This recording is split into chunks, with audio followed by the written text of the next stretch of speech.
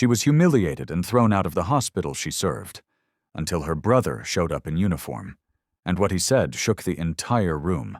It was just past 7:30 p.m. when Amelia stepped out of the emergency room break room, still in her pale blue scrubs, her name tag hanging slightly crooked.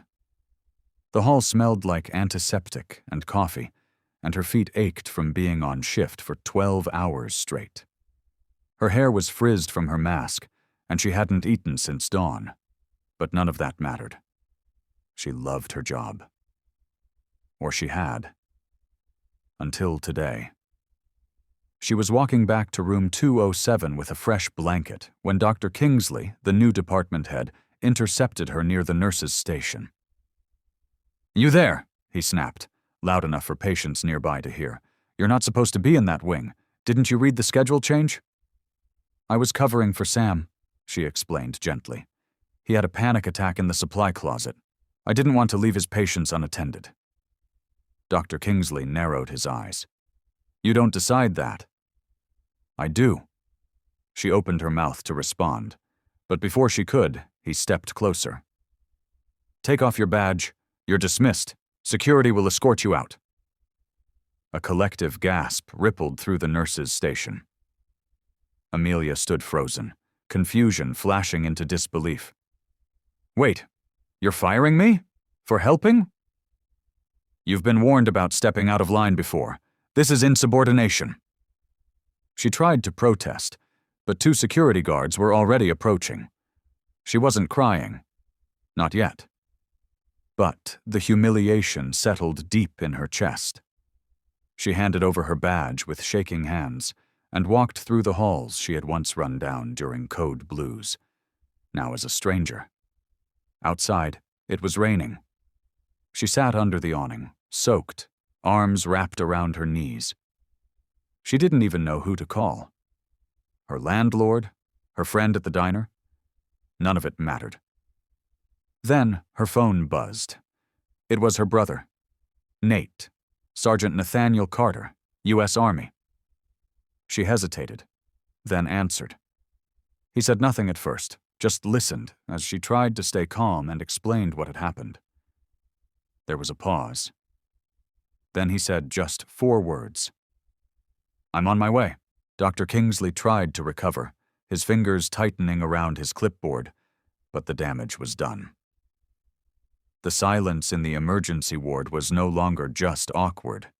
It was charged. The chief nursing officer, Ms. Hammond, stepped forward, lips pressed into a thin line. "Sergeant Carter," she said carefully, "please follow me. We need to address this immediately." Nate nodded once. He turned to Amelia and spoke softly. "Come with me." Her heart pounded in her ears. Every step behind her brother felt surreal, like she was watching herself from outside her body. Just hours ago, she'd been handing out meds and checking vitals. Now she was soaked, unemployed, and walking beside a soldier who looked like he was on a mission. Inside the conference room, a long oval table sat under flickering fluorescent lights. 3 people were already waiting. Ms. Hammond, the hospital's legal advisor, Mr. Ellis, and to Amelia's surprise, Dr. Yasmin Patel, one of the most respected surgeons on the East Coast. Dr. Patel stood the moment Amelia walked in. "Amelia," she said, "sit here, please." Dr. Kingsley trailed in last, visibly annoyed. "Let's make this quick," he said briskly. "She was out of line. I followed protocol. That's the end of it." Nate didn't sit. He stood at the head of the table, his hands folded behind his back like he was at a military briefing. "This isn't about protocol anymore," he said calmly. "It's about principle." Ms. Hammond raised a hand. "Let's back up for a moment. Amelia, can you walk us through, again, what happened with Sam Jenkins?" Amelia nodded, her voice small but steady. "Sam's been struggling. Everyone knows it. Tonight I found him hyperventilating in the supply closet. I helped him sit down, gave him water, and told him I'd cover his next 2 patients. I didn't want to escalate and make it worse." "And you documented this?" I sent a note to the charge nurse. I didn't have time to file an incident report. It all happened in minutes. Dr. Kingsley cut in. And she still had no authority to be in that wing. That's not how we do things. But this time, Doctor. Patel raised her voice. No, you don't do things that way. We look out for each other. We step in when a fellow caregiver is spiraling. I trained Amelia. She's one of the few who never walked past a crying patient or an overwhelmed nurse. What you did today wasn't about rules. It was about power. There was a pause.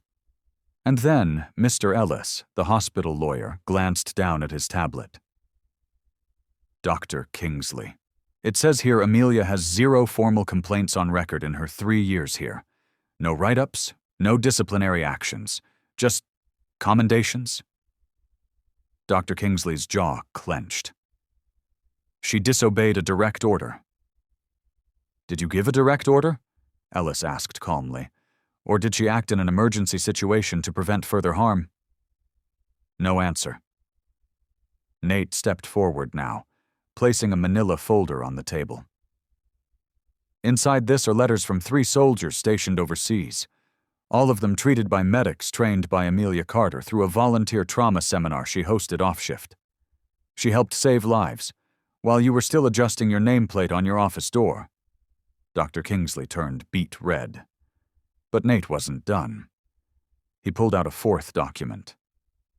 This is a formal complaint being filed under the Whistleblower Protection Act. You see, Doctor? Kingsley, this isn't just about one nurse being dismissed unfairly. It's about a pattern.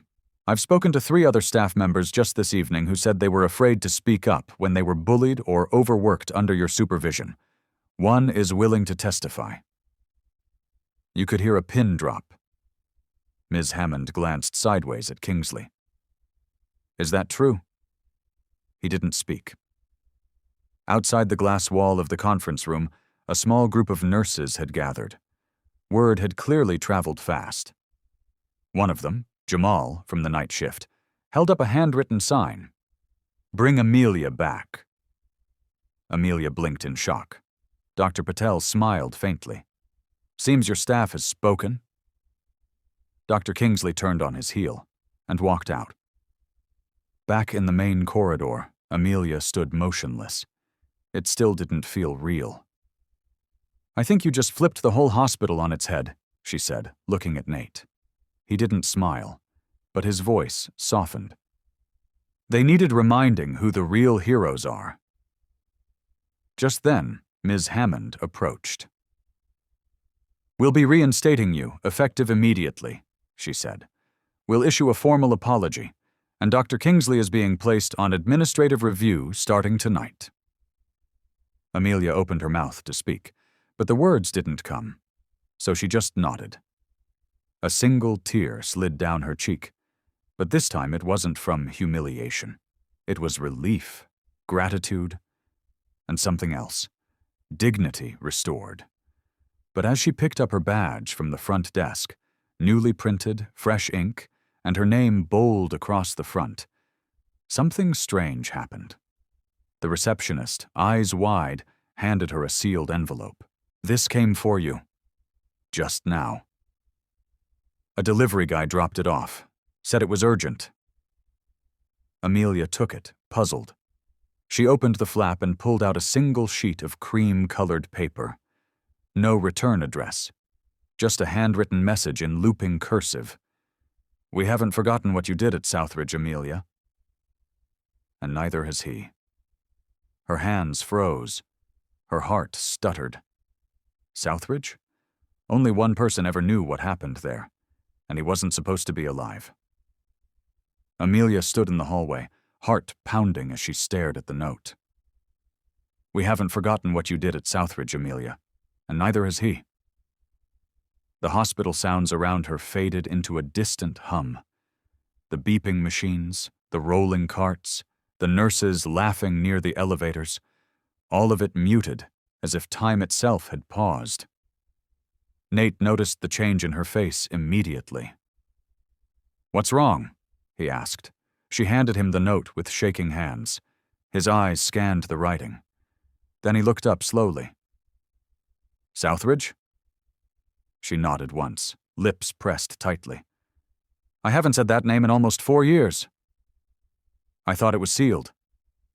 It was. Southridge had been her first hospital assignment as a fresh RN. A small-town facility tucked away in the hills, underfunded and under scrutiny. The place had reeked of mildew and mismanagement. But what happened there, what she had been part of, was buried. Or so she thought. I need to leave, she whispered. Now. But it was too late. Across the room, a man in a dark coat stood by the exit, watching her. He wore a visitor's badge, but it was blank. Too blank. Don't turn around, she whispered to Nate. By the door. He was at Southridge. I recognize him. Nate's hand instinctively moved toward his waist, as if reaching for a weapon. But he wasn't in uniform now, just jeans and a jacket. Stay here. No, she said firmly. I'm not hiding again. Before Nate could object, Amelia was walking across the hospital floor, each step braver than the last. Her badge now glinted under the fluorescent lights, no longer a mark of shame but a shield. The man didn't move, not until she was 5 feet away. And then he smiled. Ms. Carter, he said softly. It's good to see you again. You're alive, that's good. Not everyone made it out of Southridge, remember? She didn't respond. He leaned in slightly. You should come back. There are questions only you can answer. Unfinished things, especially about Room 9. Room 9. The words hit her like a slap. That was where the whistleblower patient had been placed. The one with internal injuries no one could explain. The one who disappeared the night before testifying. And the last person who had visited him was her. I have nothing to say, she said coldly. And if you come near me or my brother again, I'll make sure your name becomes the headline you've been hiding from. Then I suppose, he whispered, it's already too late. He walked away before she could say anything else.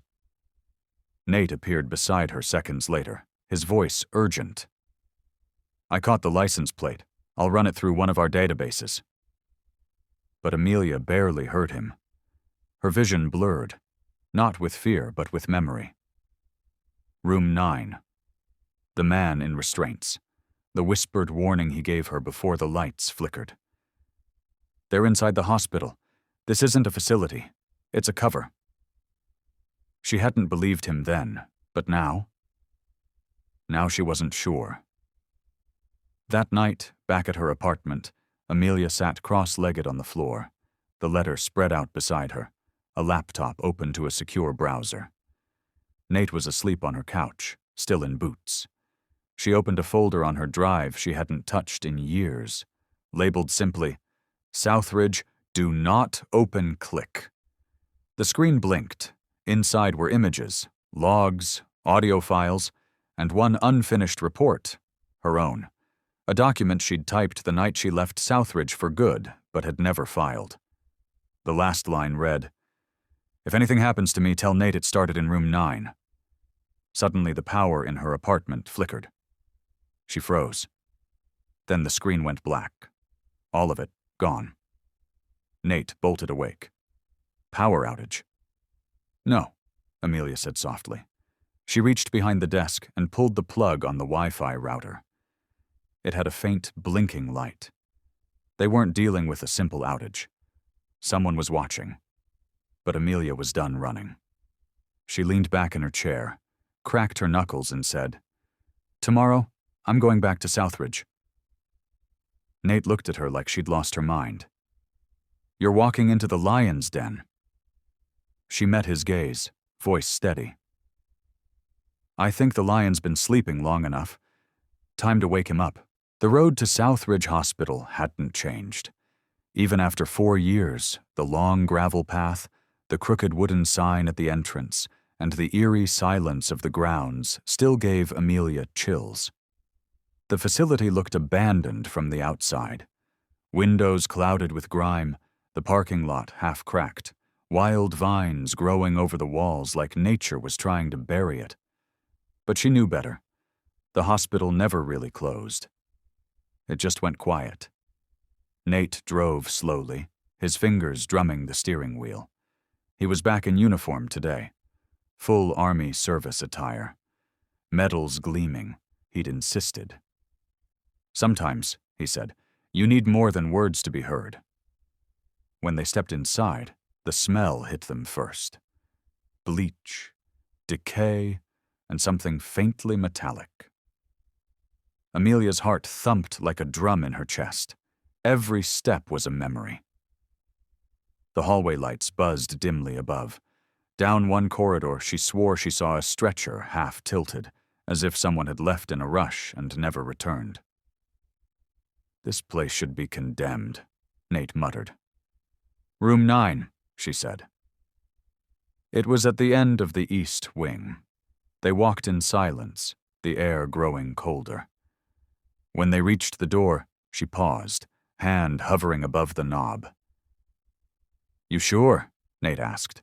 I need to see it. Inside, nothing had changed. Same peeling wallpaper, same rusted equipment, same gurney with restraints. But something was taped to the back wall now. A single photograph. Amelia stepped forward and pulled it down. It was her plus from years ago. In this very room, next to the patient who had vanished, she turned to Nate. Someone's been waiting for me. Then came footsteps, slow, deliberate. And then, a voice. Well, you finally came back, Dr. Kingsley. But not in a lab coat, in a black suit, no hospital badge. His smile twisted like a mask cracking apart. You're not just a department head, Amelia said softly. He laughed. That job was just for cover.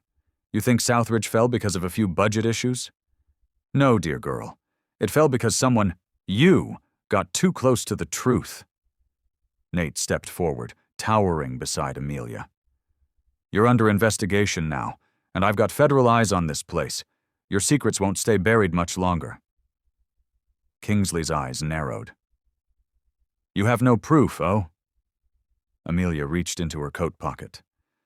She pulled out a flash drive, the last copy of the Room 9 recordings, the audio files from her hidden recorder that night, the evidence of what Kingsley and his partners had done. Patient mistreatment, hidden experiments, illegal sedation trials. I made backups, she said. Even when I was scared. I kept a copy off-site, sent it to someone who owed Nate a favor. It's already been forwarded to the DOJ. Kingsley took a step back, and then the front door burst open. Federal agents, guns drawn, vests marked. A voice rang out. Doctor, Marcus Kingsley, you are under arrest for conspiracy, medical malpractice, and obstruction of justice. Step away from the nurse. It was chaos. But for once, the good kind Kingsley didn't fight.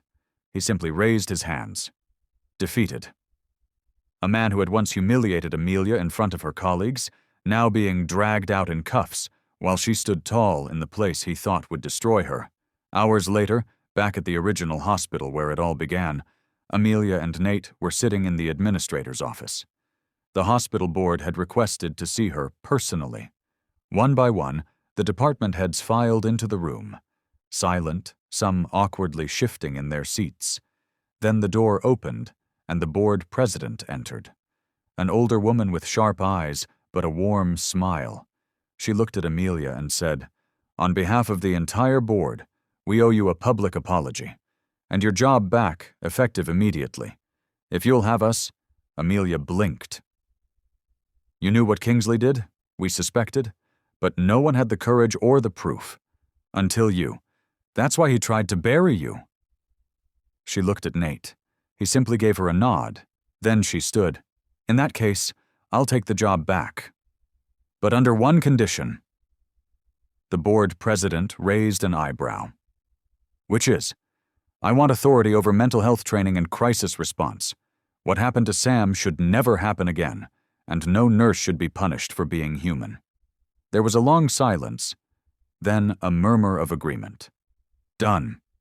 That afternoon, Amelia stepped back onto the ER floor.